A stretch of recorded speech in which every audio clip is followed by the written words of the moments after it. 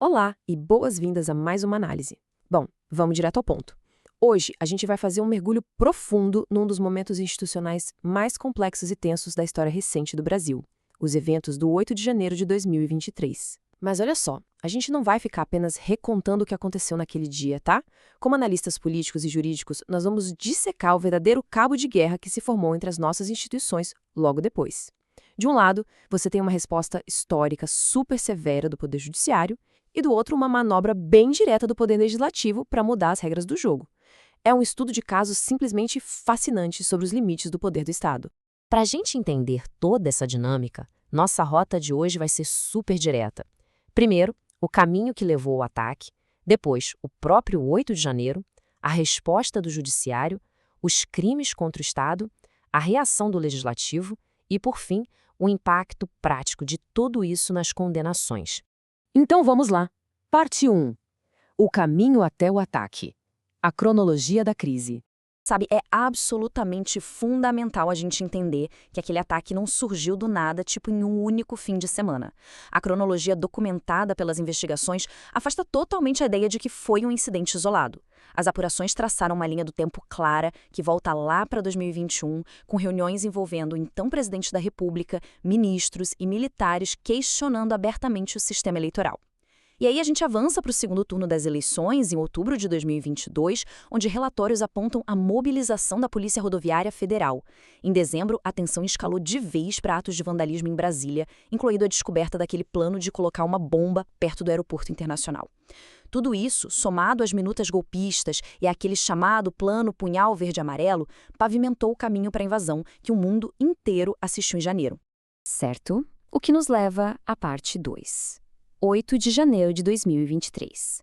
A invasão da capital. Foi exatamente aqui que a retórica e todo aquele planejamento viraram execução física. O cenário, como a gente lembra, foi de uma quebra de protocolos de segurança sem precedentes. Os manifestantes, que estavam lá acampados em frente ao quartel-general do Exército, marcharam direto para a Praça dos Três Poderes. E a invasão atingiu o coração do Estado brasileiro, o Congresso Nacional, o Palácio do Planalto e o Supremo Tribunal Federal. O que se viu foi um vandalismo generalizado. Peças históricas inestimáveis, obras de arte, tudo destruído. E, segundo as fontes oficiais, o edifício do STF foi disparado que sofreu os danos físicos mais graves. No dia seguinte, a então presidente da Corte, a ministra Rosa Weber, caminhou pelas ruínas e prometeu reconstruir o espaço e punir todo mundo que tentou destruir aquilo. E, bom, esse foi o gatilho para uma resposta massiva do Estado. E é aí que entra nossa parte 3, a resposta do Judiciário, a ação rigorosa do STF. O STF usou literalmente toda a sua autoridade constitucional para entregar uma reação legal formidável. E o número 810 ilustra brilhantemente essa escala. A primeira turma não focou apenas nas grandes figuras de destaque. Eles processaram os invasores em massa. Até o momento em que a gente consolidou essa explicação, 810 pessoas já tinham sido condenadas pela invasão física e pela destruição material. Isso mostra uma determinação enorme de responsabilizar a base executora. E para ser justo com os fatos, a justiça também absolveu réus quando as provas simplesmente não se sustentaram. Mas, em contraste com essa massa toda de executores, temos o número 29. Esses foram os condenados nos julgamentos concluídos em dezembro contra quem a PGR classificou como os líderes da tentativa de golpe. Aqui a gente está falando de uma responsabilização cirúrgica, lá no topo da cadeia de comando. Isso inclui o ex-presidente Jair Bolsonaro, que foi considerado pelo tribunal como o líder da organização. Pessoal, é a primeira vez na história do Brasil que um ex-presidente e a alta cúpula militar são condenados criminalmente por tentativa de golpe de Estado. E as penas passaram bem longe de ser simbólicas, viu? O número 27 representa o teto das punições aplicadas, até 27 anos e 3 meses de prisão para o grau mais alto de liderança. É a tradução mais clara possível de conceitos jurídicos super abstratos se transformando num impacto histórico real sobre a liberdade e os direitos políticos dessas pessoas. Indo para a parte 4, os crimes contra o Estado, a base legal da punição. Para a gente entender como a justiça chegou a um número tão alto de pena, é crucial olhar a lei que baseou essas decisões. E olha a ironia histórica aqui. A base primária para essas condenações foi a Lei 14.197, que foi sancionada em 2021 para revogar a antiga Lei de Segurança Nacional. O artigo 359-L pune a abolição violenta do Estado Democrático de Direito, e o 359-M trata do golpe de Estado. As penas base para esses crimes variam de 4 a 12 anos. Mas espera aí, se o teto de um crime é 12 anos, como que a pena final chegou a 27? A mágica, ou melhor, a resposta jurídica está nesse conceito aqui, a condenação cumulativa, lá do artigo 69 do Código Penal.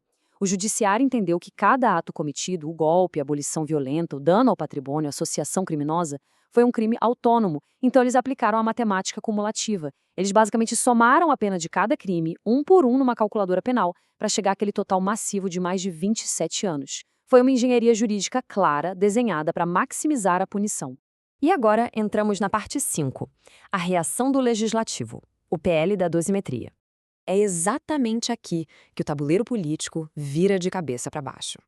Diante dessas sentenças severas, o Congresso Nacional, que tem uma ala enorme que resiste a essas punições, resolveu se mexer. Eles aprovaram o projeto de lei 2162 de 2023, que ficou conhecido como PL da dosimetria, incluindo 2 artigos fundamentais. O primeiro é o 359-M-A. Ele diz o seguinte: quando os crimes contra o Estado acontecem dentro de um mesmo contexto, a Justiça fica proibida, expressamente proibida, de usar aquela soma cumulativa que a gente acabou de ver. Em vez de somar tudo, a Justiça seria obrigada a aplicar o concurso formal próprio, que é pegar apenas a pena do crime mais grave e dar um pequeno acréscimo. Basicamente, é uma canetada legislativa que desfaz na hora a matemática da STF. E tem mais, não acaba aí não. O segundo dispositivo, o artigo 359-M-B, traz o conceito de contexto de multidão. Segundo a proposta, se os crimes contra a democracia forem cometidos no meio de uma massa de pessoas, a pena final ganha um desconto. Ela é reduzida de 1/3 a até 2/3. Tem uma ressalva importante, isso não vale para líderes ou financiadores. Mas para o pessoal da base, os manifestantes que invadiram os prédios, é uma redução de pena simplesmente brutal. É uma lei desenhada sob medida para esvaziar a severidade da resposta do judiciário. Finalmente, a parte 6, o impacto nas condenações, as consequências práticas. Mas o que acontece na prática se essa nova lei prevalecer? Vamos colocar lado a lado. De um lado, a gente tem o cálculo do STF, contagem cumulativa, penas somadas e até 27 anos de prisão. Do outro, a regra do novo PL, contagem cumulativa proibida por lei, descontos imensos pelo fator multidão e penas máximas que despencam. É uma interferência direta, sem meias palavras. O projeto passou no Senado em dezembro, logo depois dos julgamentos dos líderes. Um timing que não foi coincidência. Alguns ministros do STF até já disseram que não vão interferir, reconhecendo que é o legislativo que indita as regras penais. Mas o conflito de visão sobre o que é uma punição justa aqui é gigantesco. E isso nos coloca cara a cara com o núcleo duro do nosso sistema, a separação dos poderes. No lado esquerdo, a gente tem o judiciário exercendo sua independência para interpretar a lei vigente com o rigor que julga necessário para proteger o Estado democrático de direito depois de uma agressão física. No lado direito, a gente vê o legislativo usando toda a sua autoridade constitucional para reescrever as regras, alterar as penas e mudar a lógica retrospectivamente. Para muitos, é uma alternativa velada àquela anistia ampla que estava sendo discutida. Então, para a gente fechar essa explicação, fica aqui uma provocação profunda para vocês pensarem.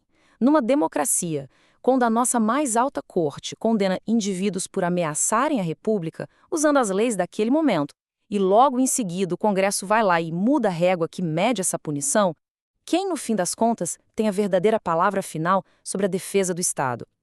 Essa é uma tensão institucional que ainda vai render muito assunto. Pessoal, muito obrigado por acompanharem mais essa análise estruturada com a gente. Até a próxima!